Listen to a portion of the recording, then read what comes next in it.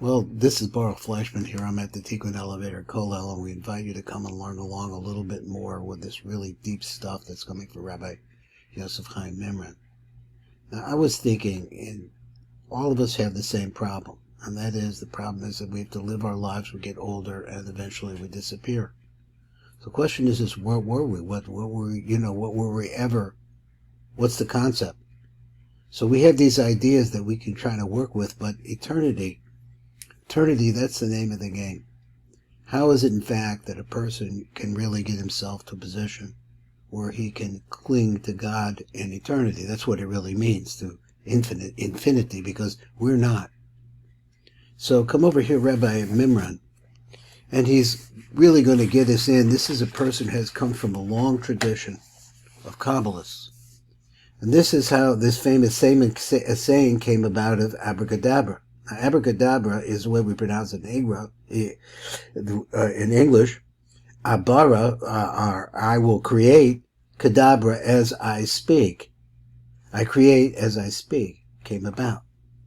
So we understand that the use of Hebrew letters in certain combinations can bring us to the concept of eternity.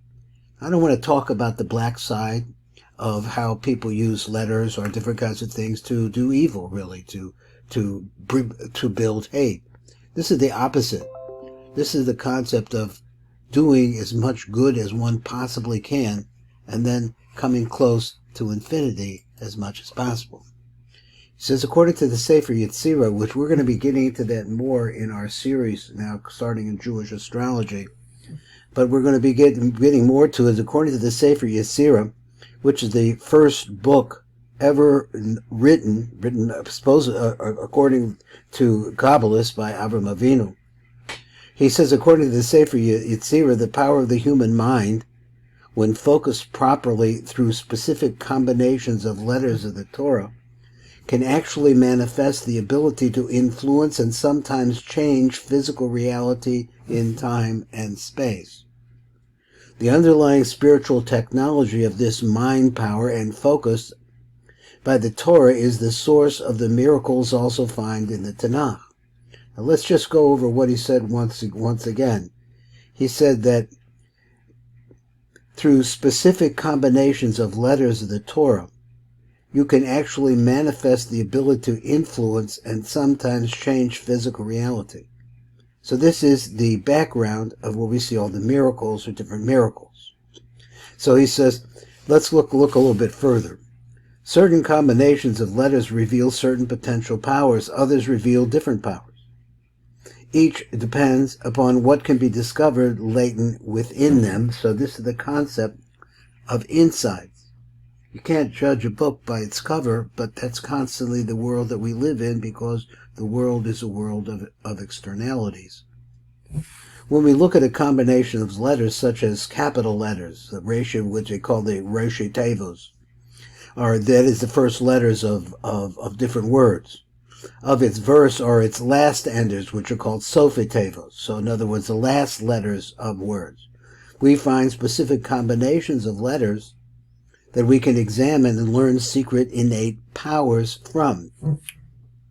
When these letter combinations are Shemot, these are Shemot HaKadoshim, our holy names, are contemplated in a meditative fashion, they unlock channels in both the mind and the organic brain that empower one to embody the meaning and intent of that specific name.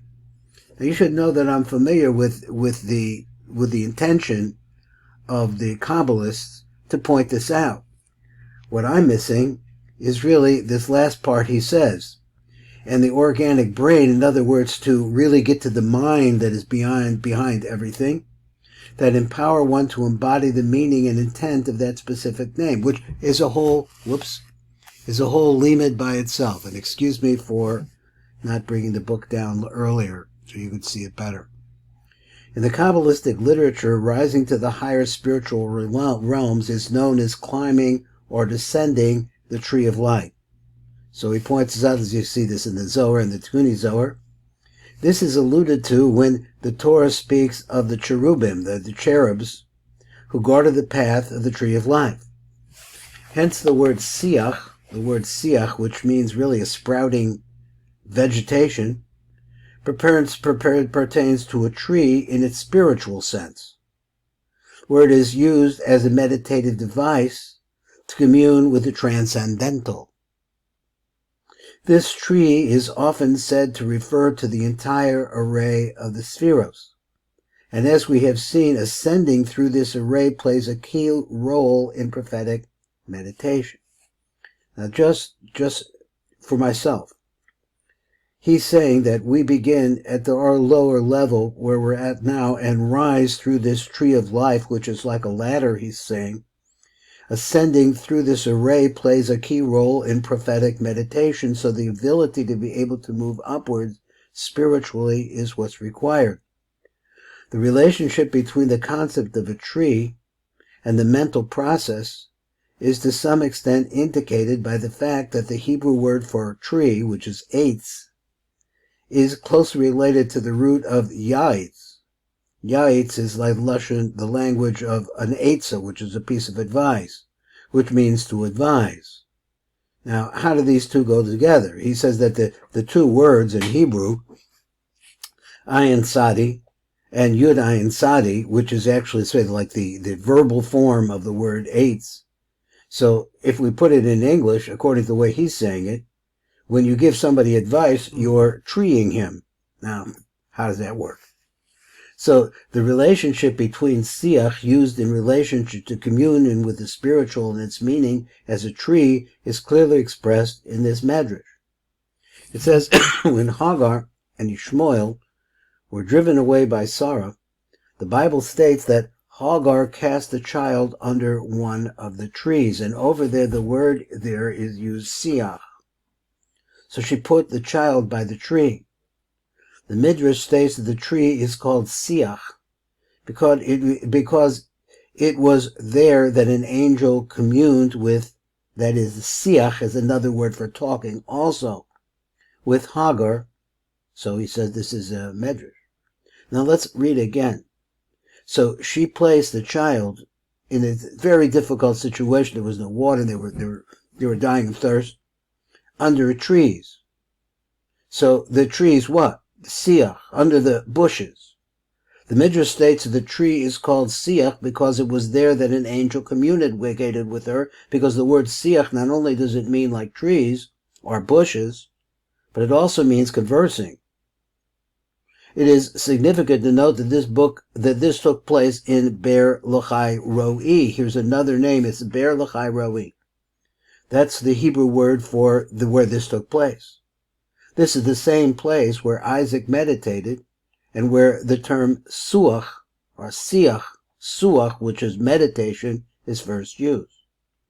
Now, question is, let's just put it together in thinking of what Rabbi Mimran is saying over here. He's saying that the siach, which also means trees, but also means it also means speech or common intimate talk. So what is it? And they were a place called the Bear, which is the well of Lachai Roi. Now I'm not sure what that means. The same place where Isaac meditated, because the siach is the siach besodeh, that he was meditating in the fields, and where the term suach is first used. This is where you first see the idea. Now, tree and meditation going together, or communication. This can be understood when we realize that this is used only with regard to Yitzchak Avinu, one of the patriarchs. Individuals who reach the very highest spiritual levels. Thus, while others may strive to gain at the chariot, the Merkava, so he's talking about Yitzchak as a person who reached the highest possible spiritual level. So then when others strive to gaze at the chariot, the Merkava, which is the transportation system from up above to down below, the Midrash states 10 spheres of nothingness. Their gazing is like a vision of a lightning flash.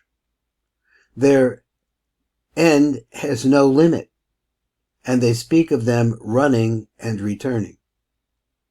The commentaries explain that when one gazes at the Sefirot, He can only do so for the patriots themselves or the chariot. He could do that because our fathers have taught us or shown us the path by which we can ascend the tree. They were not like swimmers fighting the current to ascend upstream, but like individuals smoothly floating on the still waters at the source, so to speak. That was very, very easy. Not that it was not difficult to acquire, but they did such a great job at it that they smoothed the path. That's, I guess, what I want to say. That's Baruch Fleischman here, reading this tremendous book by Rabbi Mimran, which is really giving us an idea of what real Dvekas Hashem can accomplish.